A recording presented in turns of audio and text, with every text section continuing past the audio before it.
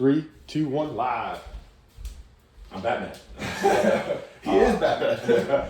So, Funny story. funny story. I'm not a vigilante, but I am Batman. So, welcome to the Escaping Success podcast. Funny enough, this is kind of like the logo. It Kind is. of black and I yellow. love that. Black and yellow, black and yellow. That's a good song. Oh, that's your opening. So, I'm one of your hosts, AD Fakarede. And I'm Tom Leffler. And today we are going to be talking about... The power of honesty. Okay, cool. The power of honesty. Wow. This is going to be deep, guys. And it's going to be quick. I'm just joking. But, yeah. So, what about the power of honesty? I'm just curious, like in your, I guess, personal life, relationship with God, relationship with spouses, like how, because I know now for me how honesty kind of revolves around like my life and like how I feel about it. I'm just curious, like what are your viewpoints on like honesty and like it could be the same like with intimate relationship, with your relationship with God, with friendships, could be just a broad range thing, or is it, do you approach it differently? Is it like certain things? I'm just curious how you view honesty with like, yourself, God. I feel like honesty is very important because it goes hand in hand with integrity, right? So, but funny enough, I feel like there's a lot of dysfunction in that if someone is not honest with themselves. And I think truthfully so it really speaks to the nature of human beings. I think human beings are inherently dishonest. Because if everyone was honest, they would do exactly what they say they would. They would wake up at the time that they would. They would approach their lives in a way that everything is done in a perfect way. So therefore, if there is dysfunction in that, it has to lead me to believe that there's honesty is something that actually has to be worked on, right? Because, for example, like no one teaches a kid how to lie, but a kid figures out how to lie. Oh, did you take that? No, I didn't, because preserving themselves, they know there could be discipline or consequences for that. So if a child as little as that, and I'm very blessed to be a parent, you can see like the true nature of man, because they're not taught any of those things. They just kind of figure it out. So like, I don't know. I feel like, but again, if someone is to work on their honesty throughout their life and their integrity, it yields many fruits in that they set an appointment with themselves, they show up, they have relationships where they have boundaries. And then on top of that too, is like, in relation to relationship, honesty is like so important because like, there could be opportunities where someone is not necessarily truthful, and like that could be a big breaking point in like a relationship. However, it doesn't mean honesty cannot be built back. Like, not honesty, but the person can't change their path and be honest and stuff like that. But it'll be very difficult because sometimes dishonesty causes wounds in people, and it causes even a contract. So you go into business with someone and you're like, hey, we're gonna pay you so and so to do this. If they mess up, business-wise, you can cut them off, but most of the time, people give someone a second chance, right? So it's like, okay, now, was that an honest mistake, or is that a dishonest mistake? So I think honesty is actually pretty interesting because like it has an element of like you use your will to be an honest person. It's something that can be lost instantly. And it's something that is highly valuable. So like it's all that culmination of things is like, wow, like this is truly important. But when you really look at the crux of things, it's possible that someone to be honest, an honest employee, an honest husband, but dishonest with their personal fitness. Like it's crazy how like I think it's not necessarily all or none kind of thing. So as I think about it. Does that make sense? Mm-hmm. Yeah. And that's, I guess, like something I realized, and I'm fortunate enough, like I really pondered honesty and like really thought about it, like in the grand scheme of things. And because like, for me, I think once I realized, because I'm religious, believe that there is a higher power than God, I believe that you do get away with nothing. Yeah, of course not. And so I think once I had that framework that like, no matter what I do, like there's someone answer somebody. And so I think that changed my view on like honesty in the sense of like first being honest with myself, because you know if you think that it's just like there's no one watching, whatever, and like you're doing behaviors that are just like self like defeating to yourself, like People will find out. old me watching porn, like jerking off, like that type of behavior. If no one's watching, it's like, okay, behind closed doors, like, no, I don't think anyone's ever proud that they watch porn. Yeah. They could say it's like they have a right to do it, and it's like, freedom and all that stuff, but like, I don't think anybody, like, is like, yeah, I just jerked off to porn. Like, I don't think any guy, like, after he does that, it's like, I feel good about myself, I did a good thing. Yeah. I don't think that's the case. And so become honest with yourself about that behavior and realize, like, actually, yeah, like, this is actually self-defeating. This is actually, not a good behavior for myself, and that's how I felt. Again, to each their own, but for me, I felt like it wasn't a good behavior, and I really got really honest with that, and I think that kind of set my trajectory to like just be so real and raw with myself, and also with my higher power. I think that's where when I finally accepted and became radically honest with myself and with God, it helped me be more honest with everything else. Because until I had that, like, I wasn't necessarily dishonest, but I wouldn't be as open, or I would kind of elude or wiggle around the truth. But once I made that conscious decision, like, it was like, hey, I'm just gonna be real and raw and like make a determination not to lie. And honestly, it's hard. Yeah. It's not easy. Self-preservation, like people lie. Your gut, like your instinct is telling you, like, don't tell them exactly. Protect yourself. Yeah, like they'll think of you some type of way. But I will say this: when like you actually get through that like knee-jerk reaction to preserve yourself to lie, it's very freeing to just be like. Which is wild though. Like, doesn't it speak? That means you're like. So what I'm trying to like unpack here is working against nature, because your response, your reaction, and like your reaction is to like to hide, to lie. Yeah. Right. Like you literally are like, no, I'm gonna tell the truth. Yes. But that's what I'm trying to say. Like, that's 1,000%. That's what I'm trying to unpack. Like, yes. That's what I'm trying to get to. Like, in honesty, like, it's actually something you have to use self-will to do, because, like, your mind wants to lie first. Like, the first thing that goes to your mind is don't say the truth. Is hide the truth. Don't tell them that. Yeah. But isn't that crazy though? It's wild.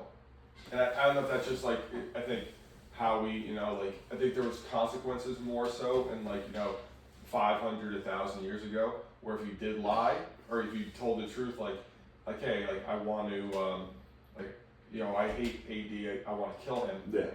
500,000 years ago, Smile. like, that, if you say that, someone could come kill you. Yeah. And like, but now, like, we're in a society, it still can happen, but it's a lot more safe. Yeah. Or like, if you like. But you're saying that your mind is still primitive. It's still operating on that. Or hey, where's your children? Like, you know what I mean? And your knee-jerk reactions. But bro, I really do, like, that does sound like a simple explanation, but like, I think it may be even more simpler than that. I think just human beings are just inherently dishonest, because they're only after their own self-interest. Because if you tell the truth, most of the time you actually are worse off.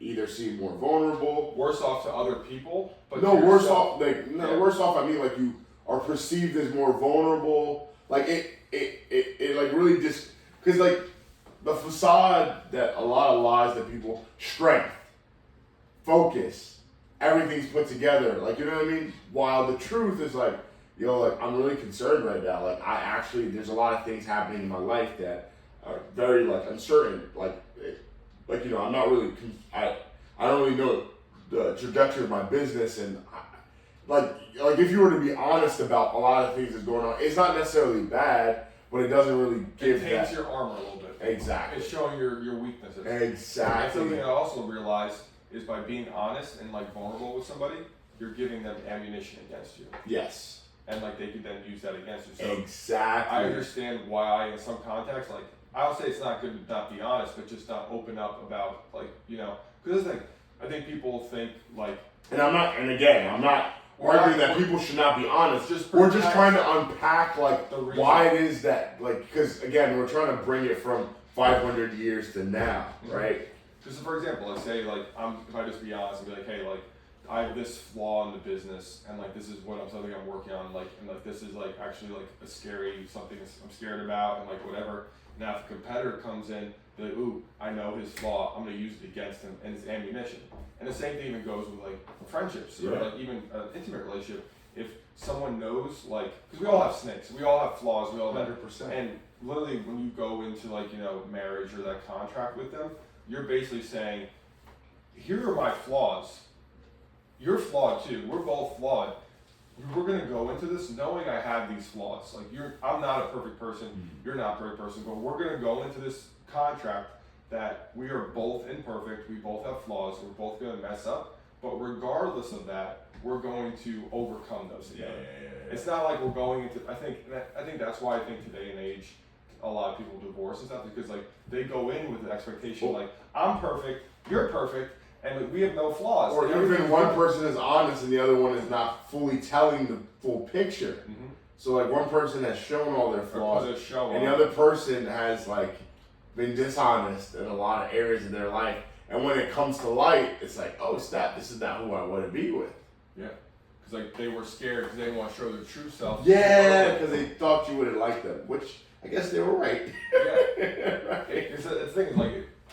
And I think that's the problem. I think, as I see, just like from an outside perspective, I think a lot of relationships crumble because of dishonesty. Because they have stuff they never really. I think they just haven't worked with themselves. Come to a point where they haven't fully accepted and realized that like they haven't been honest with themselves. That like, hey, like I'm not perfect. I'm messed up.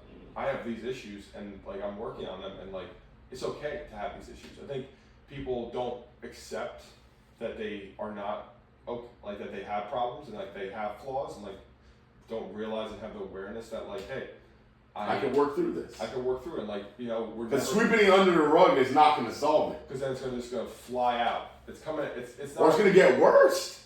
It's going to get worse. It always backfires. Like if you just, you know, sweep it under the rug. You're like, that's the point that you trip over the rug. Oh, the credit card debt's going up. Oh, we'll keep putting more debt on the card. You know, we'll keep sweeping on the rug. Like, okay, debt keeps piling up. Oh, it's okay. We'll keep swiping. We're not gonna think about it.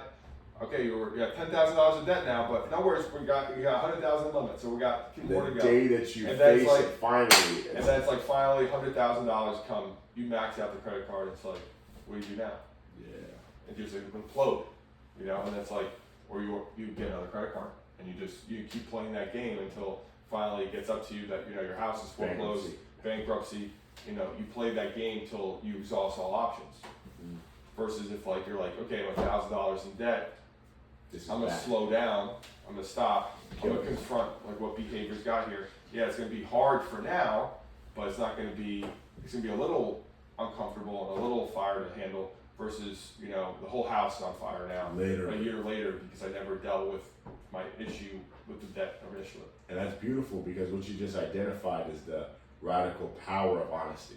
It really does, because the momentary dishonesty, although it ignores the small house fire, it allows the big house fire to happen. While dishonesty, although inconvenient, because it's like, well, if there's a fire in your trash can in the front, outside of your door, it may not necessarily come in the house. So honesty is like you going outside of the fire extinguisher and putting out that small fire that's not necessarily affecting anything, while dishonesty will allow that fire to come inside and burn the whole building out. It's like crazy. So people don't see the value in that because they, you know, there's no immediate danger in that white lie. And the problem is that when at least I see this too, when like you build a house, like so like you have two people. One person is, you know, very honest, still lies once in a while, but like, you know, confronts it. So he's building a house out of wood and timber. Yeah. He's honest. Again, he's dishonest here and there, so there's maybe like, you know, a few bolts missing, what have you, but he goes back, it takes longer, but he's building this house versus the neighbor next door. Glass house. And the house is beautiful on the outside. It built super quick. This guy's been working on this house for 2 years, and he's only halfway through because he keeps messing up. But this guy's glass house looks great. 5 years. 6 months. But it's a beautiful house. It's up there, and it's all beautiful. His neighbors are living in it for at least a year and a half. The house looks great from the outside. It's beautiful, but the problem is with all those lies, it's not built on a real foundation. Mm. So the first instance of bad weather, Shattered. gone. Well, this guy's like, he's halfway through the house.